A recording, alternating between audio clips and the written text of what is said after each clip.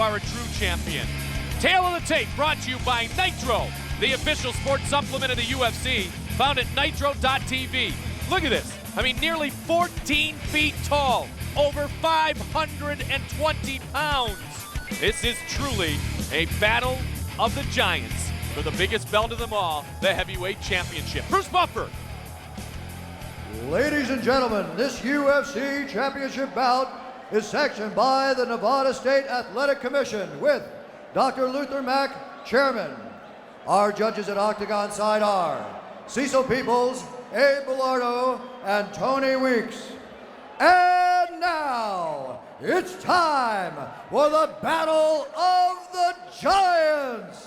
This fight is 5 rounds for the title of UFC Heavyweight Champion of the World. Introducing first, the contender standing to my left. He is an expert in wrestling and holds a mixed martial arts record of 12 wins and 1 loss. He stands 6 feet 10 inches tall, weighing in at 264 pounds. Fighting out of San Luis Obispo, California, please welcome the Giant, Gan McGee! And introducing the champion standing to my right. He is an expert in the Militich fighting systems. He holds a mixed martial arts record of 17 wins with no losses. He stands 6 feet 8 inches tall, weighing in at 262 pounds. Fighting out of Davenport, Iowa, he is the UFC Heavyweight Champion of the World. Ladies and gentlemen, please welcome the Maniac, Tim Sylvia. And when the action begins, our referee in charge is Big John McCarthy. Tim Sylvia was a 5-1 underdog against Rico Rodriguez. Rico couldn't take him down. Sylvia got the victory by TKO at 309. Now McGee wants the victory, which would be a defining moment in his career. All right, Gan McGee. McGee. UFC Heavyweight Championship. Tim Sylvia. Are you ready? Let's get it Heavyweight on. Championship is on the line. Mandalay Bay Event Center. Sylvia's undisputed in the heavyweight class. Now he wants to be a defending heavyweight champion. Gan McGee looks very relaxed in there. Very relaxed throwing the jab. He looks very calm considering he's fighting for the UFC heavyweight title. Look at his face. Just looks like a day in the office. Very relaxed. He almost has a smirk on his face. Sylvia's got great technique for a big man. Great technique. Well, absolutely. You have to if you train with Milicic fighting. You're absolutely right. I mean, those guys go toe-to-toe every day. 3 years with the Milicic camp, and you can see it. Oh.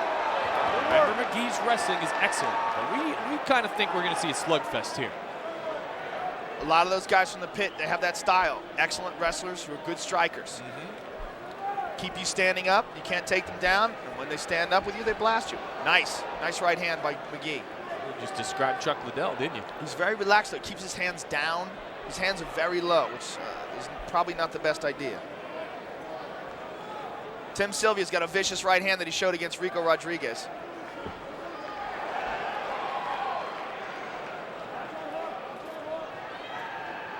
McGee went toe-to-toe with Pedro Hizzo, so we know he's got a great chin. He was also all over Josh Barnett in their bout until he gassed out. You're right. Whoa. There's a good combination. Sylvia, he's the one closing the gap. Hard to find a guy 6'10" to train with, so there might be some feeling out here on the long reach of Gan McGee. The both of them, they're just not used to seeing guys as big as themselves. Big right hand. Big right hand. And down goes McGee. He's rocked. Sylvia trying to finish it. And it is all over. It is all over.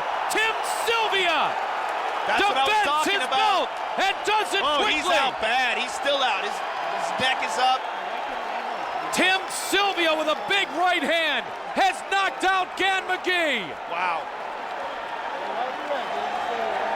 Waited, time delivered, and devastated.